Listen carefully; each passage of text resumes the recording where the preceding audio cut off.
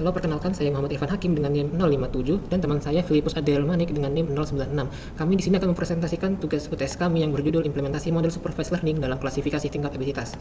Langkah awal kita import library yang dibutuhkan. Nah, kita akan membaca datasetnya. Dataset ini kami dapat di Kaggle yang ini. Nah, lalu dataset tersebut terdiri dari umur, gender, tinggi, berat, BMI, dan labelnya. Di sini ada informasi datasetnya, deskripsi dataset. Lalu kita akan melihat distribusi datanya melalui histogram, bar chart, dan lain-lain sebagainya. Ini ada gender, tinggi, berat, BMI, dan label. Nah, lalu kita masuk ke cleaning dan preprocessing data. Kita pertama memeriksa nilai nolnya. Karena ada nilai nol, kita langsung lanjut ke nilai duplikat. Dan karena nilai duplikatnya ada, selanjutnya kita akan hapus kolom ID. Karena kolom ID ini tidak berpengaruh dengan hasil BMI atau labelnya. Nah, lalu kita akan melihat outlier dari dataset, apakah ada dataset data yang tidak normal, dan bisa dilihat di sini datanya normal-normal semua. Nah, lalu kita akan normalisasi kolom numeriknya dengan menggunakan Memax Scalar menjadi seperti ini. Lalu kita akan encoding yang bagian kategorikalnya, jadi gender dan labelnya menjadi angka.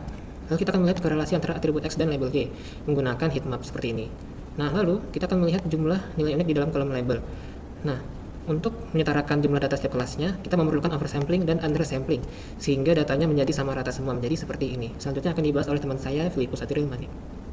Data splitting dulu. Tadi kan data sudah di research atau sudah di resampling menggunakan random oversampler. Kemudian di sini kami akan membagikan datanya atau splitting data. Di mana splitting data ini fungsinya untuk membagi data antara atribut dan juga target, dan juga data yang akan dibagikan dengan tiga skema, yaitu 80, 90, dan 70.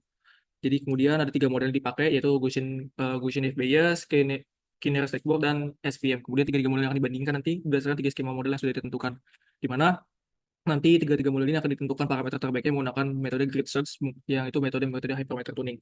Kemudian setelah itu, setelah akan dilatih modelnya, kami akan melakukan yang namanya confusion matrix di bagian 90 dan 10, di mana di sini kelihatannya 90 10, ini 80 20, dan juga ini 70 30. Nah, setelah itu ada perbandingan classification report di mana 90 10 yaitu penurunan di FBS, dan juga kemungkinan di 80-20 ada penurunan juga di FBS, tapi KNN dan SPM itu KNN ada penurunan tetapi tidak terlalu signifikan daripada FBS. Kemudian setelah di 70-30 juga penurunan dari SPM juga KNN, tetapi tetap penurunan, tapi ada kestabilan di FBS-nya.